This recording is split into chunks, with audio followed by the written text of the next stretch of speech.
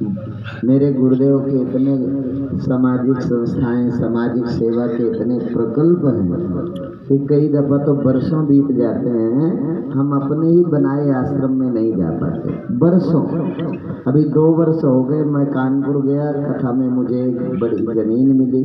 मैंने वहाँ ज़मीन दान में मिली तो बना नहीं था, भक्तों ने दिया था। तब हमने संस्था से पैसा बेचकर, ठेकेदार इंजीनियर बेचकर आश्रम तो बना दिया, पर आज अभी 2 साल हो गए, उसका गृह प्रवेश करने का मुहूर्त जब होता है, हम किसी न किसी कार्यक्रम में व्यस्त होते हैं। जब 1-2 दिन का समय होता है तो कभी देवस हो गए तो कभी मुहूर्त नहीं। 2 साल हो गया, बना पड़ा है, नहीं जा पाया और अभी भी यहाँ ना थे। पर पता नहीं कि भगवान की इच्छा थी, ऐसा जैसा हमने कभी देखा नहीं था। सुना था कि हमारा भारत शहर में नहीं, भारत देखना है तो गांव में चलना है। और सचमुच जब हम गांव में आए, ऐसा तो हमने गांव में नहीं देखा है, हर एक गांव में गए। अभी मैं 50 से अधिक गांव, आज मुझे लगता है 6वां दिन है, आज ये 60वां गांव पूरा होगा। मतलब 59 गांव करके आए हैं, ये 60 गांव है। ये 60वीं सभा है जो मैं शाजापुर में संबोधित कर रहा हूँ। बोलते बोलते इधर उधर लोग प्यार से खिला देते हैं, उससे गले में भी प्रभाव पड़ गया। बचता रहा, पर कल पता नहीं किसने क्या खिला दिया, क्योंकि पानी बदलता है, भोजन बदलता है। पर हम जो है 60 सभाएं बोल दी। सुबह 8 बजे हम निकलते हैं, रात को ऐसे ही पहुँचते हैं। इसलिए नहीं कि हमें मुख्यमंत्री ने कोई दक्षिणा दी है, इसलिए नहीं कि मुख्यमंत्री से हमने रोड बनाने का ठेका लिया है, ठीक है, ये इसने याद। इसलिए साधु उसी को कहते हैं। साधु माने जो चिड़िया से भी सीख लेता है, साधु माने जो सांप से भी सीख लेता है। और अवधूत दत्तात्रेय जी की कथा सुनी है आपने, जिन्होंने 24 गुरु थे। पृथ्वी वायु आकाश मापोग्नि चंद्रमा रवि कपोतो अजगरा सिंधु पतंगो मधुकर गजा, ये 24 गुरु अवधूत दत्तात्रेय जी के थे। पृथ्वी से सीख लिया, आकाश से सीख लिया, सांप से सीख लिया। सीखने वाले तो सांप से भी सीख लेते हैं। साधु वही है जो किसी से भी कुछ सीख लेता है। पर कई दफा ये मनुष्य गुरु साक्षात भगवान के रूप पर प्रकट होकर समझाते हैं, पर ये मनुष्य को समझ नहीं आता, ठीक है। तो हम उसी तरह के साधु हैं। हमारे मन में लगा कि तुम्हारे प्रदेश के यशस्वी मुख्यमंत्री के मन में वो बात आई जो हम साधुओं को जिस धर्म की क्रांति के लिए निकलना था, कोई पाथे समझ नहीं आता था। हम कर तो रहे थे, पर बड़ी व्यवस्थाओं में, VIP जगह पर, बड़े बड़े शहरों में, देश विदेश में करते थे। पर आपके प्रदेश के यशस्वी मुख्यमंत्री के साथ जब कभी परिचर्चा हुई, संत समाज बैठा और उन्होंने कभी कभी अपनी रैलियों में भी कहा, तो उनका यही, उनके मन की ये पीड़ा थी। आपके मुख्यमंत्री जी के विषय में आप कितना जानते हैं मुझे नहीं पता, पर जब हम अकेले में बैठे थे तो हमने देखा उनके मन की एक ही पीड़ा थी। उनके मन की पीड़ा थी कि हम रोड तो हम भी बनवा रहे हैं, अस्पताल भी बनवा रहे हैं, स्कूल भी बनवा रहे हैं, पर मेरे प्रदेश की जनता को, मेरी प्रदेश की जनता को क्या मुख्यमंत्री का इतना ही काम है? तो हमने कहा और क्या कर सकते हैं। बोले मैं चाहता हूँ कि हम इस नए यात्रा को लेकर गांव गांव जाएं और इस मध्य प्रदेश के 52 जिलों के लिए ऐसे ब्रह्मज्ञानी 52 संतों को चुना जाए जो घर घर में जाकर धर्म की अलग जगाएं और समाज को धर्म के साथ जोड़ने का काम करें।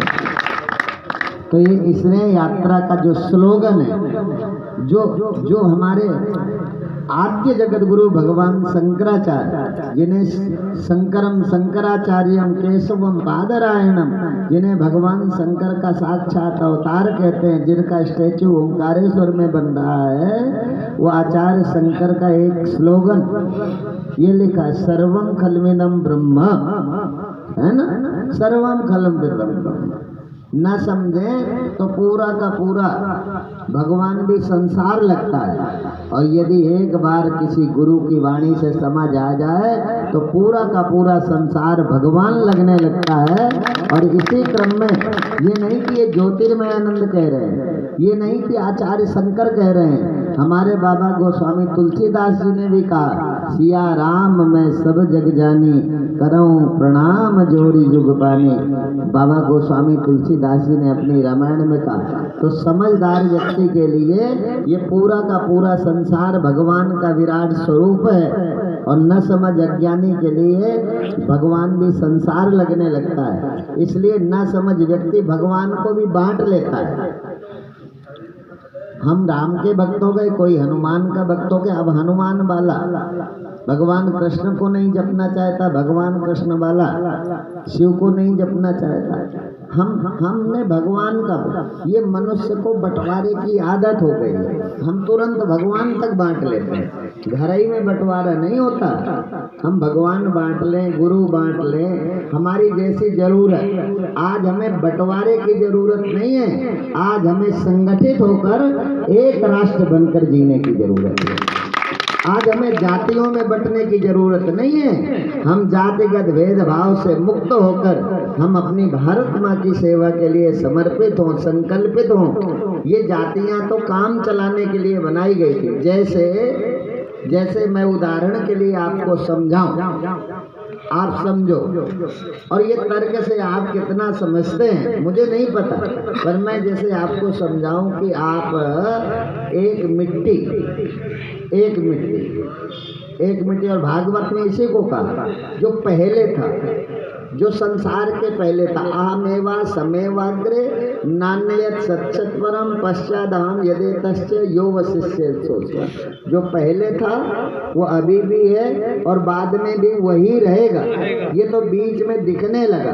गीता में भगवान कृष्ण ने इसी को सिद्ध किया कि अव्यक्तादीन भूतानि व्यक्त मध्यानि भारत अव्यक्त निधि नान्यव तत्र का परिदेव न। यदि ये हमें समझ आ जाए, और उसको समझने के लिए कोई उदाहरण चाहिए। उदाहरण कभी 100% फिट नहीं होता, उदाहरण 100% सत्य तो नहीं होता, पर किसी सत्य को समझने के लिए बिना उदाहरण के उसे समझा नहीं जा सकता। समझने के लिए उदाहरण, ऐसे ज्ञान के पहले, ज्ञान के बाद, ज्ञान के पहले हमें शास्त्र की शरण में होना होता है। जब हम ज्ञान के उस एकात्मवाद में हम समाहित होते हैं, जब हम आत्म रूप से अपने आप को पा जाते हैं, तब हम जो है, तब हम ये शास्त्र गौड़ हो जाते हैं, हम तो सत्य में प्रतिष्ठित हो जाते हैं। तो जिस सुप्रीम ट्रूथ की तलाश में निकले, जिसके बिना सुखी नहीं हुआ जा सकता, जिसके बिना सुख नहीं मिल सकता। तुम गाड़ी खरीद लो, शादी कर लो, ब्याह कर लो, महात्मा बन जाओ, गृहस्थ बन जाओ, जो कहो कर लो इस दुनिया में। कुछ करके भी जब हम सुखी नहीं हो सकते, कुछ भी कर लो, हम सुखी नहीं हो सकते, हमारी गारंटी है। ये शास्त्र का उद्घोष है, यदल्पम तन्मर्त्यम। जो अल्प है वो नहीं रहेगा, जो हमने इकट्ठा किया वो एक दिन नहीं रहेगा। जो नहीं रहेगा उसका दुख होगा, क्योंकि उससे मेरा तादात्म्य जुड़ गया है कि ये मेरा है। हमें रोड में किसी का एक्सीडेंट हो गया, कोई मर गया, तो हमने उसकी मृत्यु के छद बिछद शरीर को देखकर कष्ट तो हुआ, पर हम थोड़ी देर बाद भूल गए। पर जिससे मेरा जुड़ गया कि ये मेरा है, यदि मेरा मरता है तो हम बरसों दुखी होते हैं। ठीक है, ये ऐसा तो नहीं कि झूठ है, ये प्रैक्टिकल है, आप कर लो। हम रोड में कितने रोज मरते देखते हैं, उतना दुखी नहीं होते जितना जिसको मैं मान लिया है, मेरा मान लिया है, ये मैं हूँ और ये सब मेरे हैं। मैं और मेरे को छोड़ दो। अभी तो हम इस बात के दुखी हैं। कई लोग कहते हैं महाराज जीवन में दुख बहुत है, ये प्रश्न आते हैं। तो मैं लोगों से पूछता हूँ, ये बताओ ईमानदारी से, भगवान को साक्षी मान के बताओ, पत्नी वाला हटा दो, बच्चे वाला हटा दो, दुकान वाला हटा दो और समाज वाला हटा दो, फिर आप बताओ आपका अपना दुख कितना है? आपका अपना दुख बताओ। पत्नी का दुख आपने ले रखा है, बच्चे का दुख ले रखा है, आपका अपना कितना दुख है? तो यदि आप अपने दुख से मुक्त होना चाहते हो तो अपने दुख से मुक्त होने के लिए, और हम ईंटों पत्थरों में सुख ढूंढ रहे हैं, सुख अपनी आत्मा में है। यो वै भूमा तत्सुखम, नल पे सुख मस्ती। बार बार श्रुति भगवती ने कहा अल्प में सुख नहीं। अल्प माने जो अभी है थोड़े दिन बाद नहीं रहेगा, वो अल्प है, वो अल्प है। और उसको कितना भी इकट्ठा कर लो सुख नहीं मिल सकता। सुख मिलेगा भूमा में, सुख मिलेगा आत्मा में, सुख मिलेगा आत्मा के अपरोक्ष में। तो आज हमको जरूरत है सर्वम खल्विदम ब्रह्म। और ये भूमा कौन है? यही है सर्वम खल्विदम ब्रह्म। भूमा माने यही भूमा है। सिया राम मैं सब जग जानी, करऊं प्रणाम जोर जुग पानी। जब तक हम ऐसे परम सत्य सुप्रीम ट्रुथ को नहीं प्राप्त कर, सुप्रीम ट्रुथ एक होता है लोअर ट्रुथ, लोअर कोर्ट होता है ना जिले का, लोअर ट्रुथ। फिर एक होता है हायर ट्रुथ, फिर होता है सुप्रीम ट्रुथ। तो लोअर कोर्ट, हायर कोर्ट और सुप्रीम कोर्ट। जिस सुप्रीम कोर्ट को, अर्थात जब सुप्रीम कोर्ट जब जाते हैं फिर फाइनल डिसीजन हो जाता है, ठीक है। ऐसे ही जब तक हम सुप्रीम ट्रुथ को नहीं पाते, जब हम कमा रहे थे तब जरूर शादी हुई, थोड़े दिन खुश रहे। हम तो ऐसे ही कहानियों में सुनाते हैं कि जब शादी होके आई तब हमें पत्नी चंद्रमुखी लगती थी, जब साल 2 साल बीते तो सूरजमुखी लगने लगी, और जब 10-5 साल बीते तो ज्वालामुखी लगने लगी, है ना। तो ये हम तो पहले ही सुनाते हैं। और पहले उसके बिना रह नहीं सकते, अब उसके साथ रहने को तैयार नहीं। पहले जिसे हम प्यार करते थे, पाना चाहते थे, तब हम उसके बिना रह नहीं सकते थे। माँ बाप रोकते थे शादी न करो, तो लगता था मर जाएंगे, इसके बिना जी नहीं सकते। और शादी होके घर में आ गई तो अब लगता है इसके बिना ये इसके साथ रह नहीं सकते। पहले उसके बिना नहीं रह सकते थे, अब साथ रहने को तैयार नहीं। अब घर वाले कहते हैं तुमने अपने मन से लव मैरिज की, अब तो रहो। तो कहते नहीं, मैं एक क्षण भी इसके साथ नहीं रहूँगा, कोर्ट के पेपर तैयार करो, ठीक है ना। तो ये जगत बड़ा विचित्र है। ऐसे ही हमारे सुख के साधन जो है ना, जब हम पैदा हुए बच्चे थे तब हम खिलौनों में सुख थे। तब कोई करोड़ों रुपए रखे कोई मतलब नहीं, कितनी सुंदर गाड़ी हो कोई मतलब। 10 लाख की गाड़ी भी उसके सामने खड़ा कर दो और 50 रुपए की प्लास्टिक का ट्रैक्टर ला के दे दो, वो ट्रैक्टर लेगा, तुम्हारी 10 लाख की गाड़ी छोड़ देगा। वही बालक, और वही बालक जब बड़ा हुआ तो किताबों से प्रेम हो गया। वही बालक जब जवान हुआ तो फिर उसे स्त्री की जरूरत लगी। जब शादी हो गई, शादी के 2-3 साल बीते तब लड़के की जरूरत लगी, है ना। और जब लड़का हो गया, अच्छा ये बताओ तुमने शादी क्यों की थी? सुखी रहने के लिए, दुखी रहने के लिए? ईमानदारी से बताना। सुखी रहने। तो अब तो सुखी हो ना। हम साधु क्यों बने थे? हम भी सुखी होने। हम सबकी डीप डिजायर एक है, सुखार्ता सर्वभूतानां मता सर्वा प्रवर्तया सुखम चन विना धर्मा तस्मात् धर्म परो भवेत्। ये तो भागवत का महात्म्य है।